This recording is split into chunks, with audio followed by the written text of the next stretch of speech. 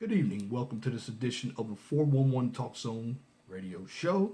Tonight's topic, I'm going to talk about the state of the economy. Now, yesterday, I went into the internet just to see what types of jobs are available. So when I looked at I'll give you a job I looked at. It was a hotel night auditor job. Basically, depending on your market. I know in Chicago they pay $16 an hour. In Indianapolis, they're around $10 an hour. And here in Portage, Indiana, about $8 to $9 an hour. So I looked at that job. And the funny thing about all these jobs were under some type of, I don't know if it's a search engine, but they were under Indeed, Glassdoor, Startwire, Jabungo, Virtual Vocations, Live Career, to name a few. What is happening in the job market, it used to be, let's go back to the 90s, where the newspaper was where everybody had gone to find a job. The problem with the newspaper only had 7% of the jobs, where the other 93%, a lot of us didn't have the ability to network then because we didn't know how to do it. But we had, in the 90s, we had pagers. The internet was starting to get popular, but it wasn't there yet, unless you had AOL or Prodigy, and Windows 3.1 and Windows 95. So, when the job market is poor, jobs that you normally wouldn't apply for, unless they were second jobs, they wouldn't have as many people applying for them. What companies are doing with these search engines, they're putting the applications with those search engines. Now, here's what I don't like about these search engines. In this day where people can actually utilize the information and steal your identity, in order to apply for some of these jobs, you have to go through the search engine. So that means you're giving them all your email information, your name, your address, and where you live. Here's what happens when you do that. Your email gets flooded, and that just depends on how many applications through these career search engines that you have applied on for jobs. And they send you a list of jobs that you weren't even interested in. But if you go into one of these search engines and you scroll down, let's say you're looking for a hotel job. Now, normally a hotel job would not even have the time of day in the newspaper or on monster.com for anybody to look at because the money is low. Well, when I look under that hotel night auditor job and other jobs, 300 people apply for that one job. And to make matters worse, Dunkin' Donuts was hiring for manager trainees. 400 people. Now, this is in my area. I live in the Chicagoland area. And there were other sites. And what they're doing also, they're utilizing personality tests. So when you go fill out the application takes 20 to 30 minutes to fill out. Well, what are these sites? Well, since the newspapers aren't really valid anymore, nobody reads it, everything's on the internet, well, these sites have become the newspaper. We live in an information age. But when you go and apply on these sites, they also want you to upload your resume. You got to create a password, a username. You also have to do separate applications. So that means before you can even go forth with your application process, signing up to even use this site is a headache, because if you choose a bad password, it's going to tell you if your email was already taken or you've already used it. You got to choose another email. That makes matters a lot worse. The process is very slow. So be that as it may, when you hear the numbers come out, 4.9% growth in the economy, well, what jobs have been created? What I've seen, most of them have been part-time, because you still have a number of people who are out of work and underemployed.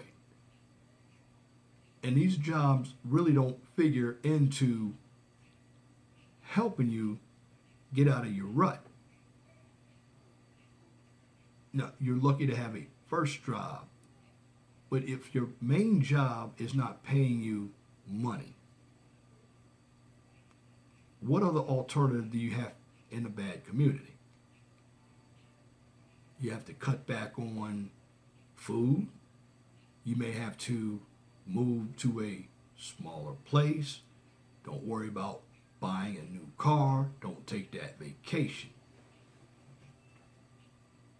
What I'm going to give you is just my own experience in a bad economy.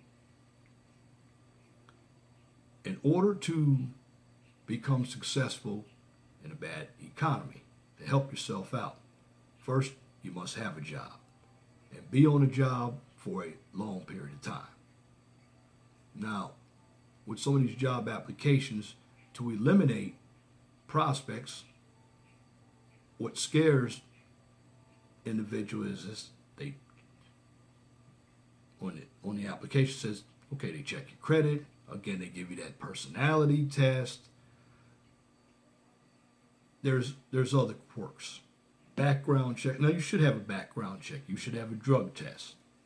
Now, what kills a lot of people when it comes to certain jobs is the drug test. Also, you have to make sure you don't have a felony, because that's going to alleviate you from getting the job you want. And the reason why individuals are going after these $8 and $9 an hour jobs is because they're desperate. Now, some are looking for second jobs. Some are even looking for third jobs. But the bottom of the line, when you have a bad economy, your wages will not go up. And then overtime. Companies aren't giving overtime like they used to. But I always said this: if you work overtime, you work just enough to actually make the salary as if you were getting paid a certain rate. Let me break that down. If I'm making $10 an hour, if I work 40 hours a week, that's going to give me a gross of $400. Well, with taxes, it's probably going to be, let's say, around $280. Well, in order to make up that extra $120, you're going to have to work 50 hours. So in other words, you have to work longer in order to make what you would have made at $10 an hour. And depending on where you live, the economy, it could be even worse, like New York and California. Now, if you want to have a good living, you should go to places like Texas. But what I'm saying is, when everybody is going to monster.com flipdog.com, careerbuilder.com. What that does, that increases the traffic to those sites, and employers know that, and this is why they can be picky and they can set outrageous standards that a certain number of people aren't going to meet. And plus, you look at the jobs when they put them out. Why do they still have the job advertised when it has been 30 days? Because they probably filled that position. And a lot of times they play games to protect themselves. They want to go through the interview process so they can document it. But 9 times out of 10, they already have somebody in mind. It's usually somebody who's already internal. Then that's how you know the economy is bad. Even jobs such as the military, they cut back on the military. So it used to be you could get in with a GED. Now you have to have a high school diploma to get in the military. And you have to have a squeaky clean record to get in the military. And this is what happens when management decides to usually put on the show by bullying their employees, because in their mind, they know if you don't like it here, we always have somebody else ready to come and take your place. So what I'm suggesting everybody to do, if you want to avoid the Indeeds, the virtual vocations, because you're giving out your information. And I'm always skeptical about people with my information, because they could use it carelessly, and then I have to hire an attorney, which means I'm going to spend a lot of resources and take time off of work just to clear my name. Shouldn't have to do that. You want to find a job, utilize some social media like LinkedIn, and for your college students, and particularly if you're at Purdue Calumet or Purdue Northwest, I have a page called Seelio, SEELIO.com. Well, create a portfolio for yourself. You have to network. This will give you an opportunity to interact with other folks who are looking for jobs. Use internships, because even with a bad economy, you can still be successful, but you have to have the tools. Again, it's not utilizing academic intelligence, it's applying the concepts to help you find that job in the least amount of time. Use Facebook. You have a business page. Twitter. Make sure when you post your resume, make sure it's professional. Also, if you have experience writing proposals or grants, post those into the site, Seelio or LinkedIn. Let people know that you have what they're looking for. And along those lines, start your own business. Get something that you can do. All of these take work. But if you want to survive this bad economy, finding a job takes a lot of work. And at the end of the day, you don't have to go through Live Career, giving up all your information. And also, call the company. If you really want to apply for a restaurant job, and I'm just using that as an example, just call the store up. Just walk into the store. You know, people still take walk-in applications. We're under this misconception that everything is on the computer. It's not. You got to do some work. If you're willing to do the work, you'll get the job. And also, the big thing you got to do, you got to be able to relocate. And staying around family, staying home. Okay, it's great to love your family, but you're going to struggle. If you're in a town with a bad economy, it's going to be difficult. But the biggest thing you got to do, bad economy, instead of looking at all these search engines. In fact, those search engines like FlipDog and Monster, again, That's your newspaper. When you have an area where a lot of traffic is going to go, that means the jobs that you're applying for, even if you qualify for them, now you got to look at how many other people applied for that same job. And again, I mean, I saw front desk clerks at some hotels with 360 applications. I saw a construction testing technician with 132. I saw a night auditor with 400. And this is all under Jabungo, Virtual Creations, Indeed. And when you look at that competition that you have to go through, it's going to be uncharacteristic of you as a perspective that you are really applying the right job principles. You're not even thinking, you're desperate. So one of the things that job seekers don't be desperate. Because finding a job is a job in itself.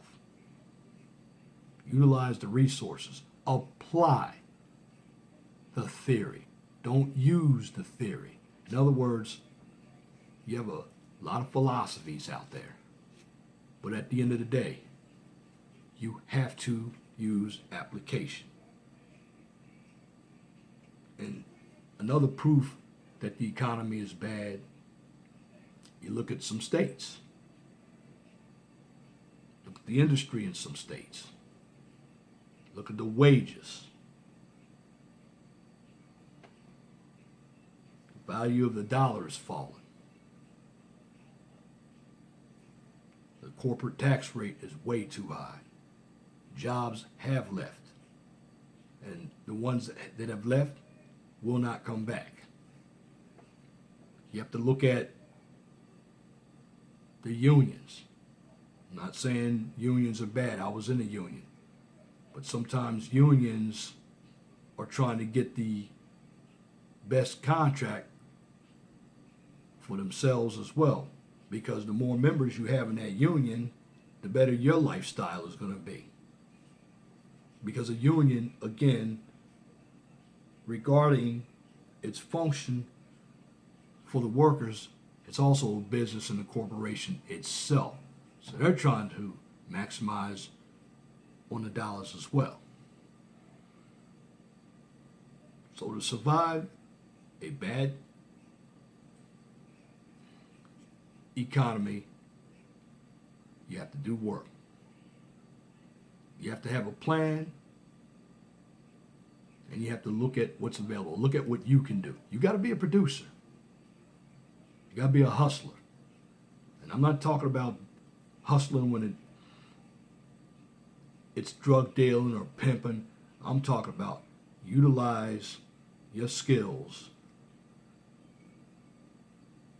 and be motivated. Like I said, I can't teach motivation or determination, nor I can't teach you how to be a leader. You have to want to be a leader. Really, everything is within you. Because you're going to benefit badly or good from the effort. If you put no effort in, you're going to fail. If you put effort in, you'll succeed. So utilize and understand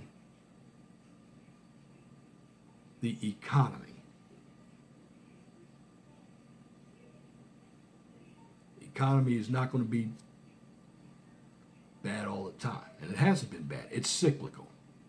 And also when you go to college, major in something that's going to be beneficial in a bad economy as well, like accounting. Notice the number of people don't like numbers. Well, the best jobs are with numbers. And trust me, when you do mathematics, math starts off as a theory, but in order to get it right, you have to understand the concepts. You're going to have application everywhere because application is the qualifier of understanding a process, not theory. application. Intelligence, we've been bamboozled by measuring intelligence with testing and theory and regurgitation of propagandized material from a professor. And we've been memorizing it and repeating it back to a professor. That's called academia. This is why academia is not real world. When you go in the real world, you must be able to apply concepts. When you go to work, you are rated on what you are doing. And in this economy, you're going to be rated on what type of job you get. And what I mean rated on what type of job you're getting, are you going to stay in a job and be comfortable and grumble about how you're being treated? Or are you going to keep on hustling to get better? That's what you have to decide for yourself. Again, when it comes to being in a bad economy, it takes a lot more willpower. And again, I can't teach willpower either. It has to be inside you. We have to quit selling wolf tickets and produce, because you get your respect by thinking through the process, not thinking about the process. Again, if I had a cookbook, I've already given you the tools. Now apply them. And once you apply the tools, and you apply them a few times, if you fail and you go back and repeat yourself, the concepts will come second nature.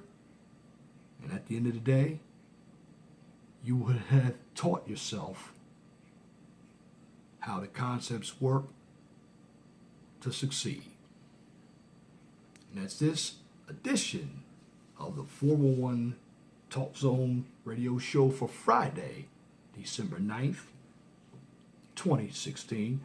You can tune in to the 401 Talk Zone radio show every Wednesday from 6 p.m. to 8 p.m. on Blog Talk Radio. Guest call-in number is 215-383-5785. And if you like my videos, please share and subscribe to the 401 Talk Zone radio show so I can keep giving you quality information for educational purposes from a professional and mature perspective.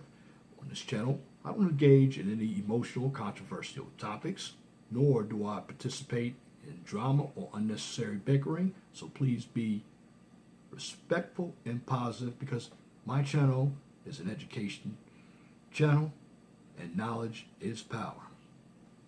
Also, if you have a business or a topic that you would like for me to discuss on YouTube or Blog Talk Radio, you can email me at lej6521@gmail.com, and please feel free to comment. I do like comments, but you have to make sure that your comments are pithy, no bloviating or pettifogging if you wish to opine. And also, if you're looking for social issues and other content, I have a list of other brothers: O'Shea Jackson, Ringo TV Raw, Angry Man, Brother Matt Coley, to name a few others.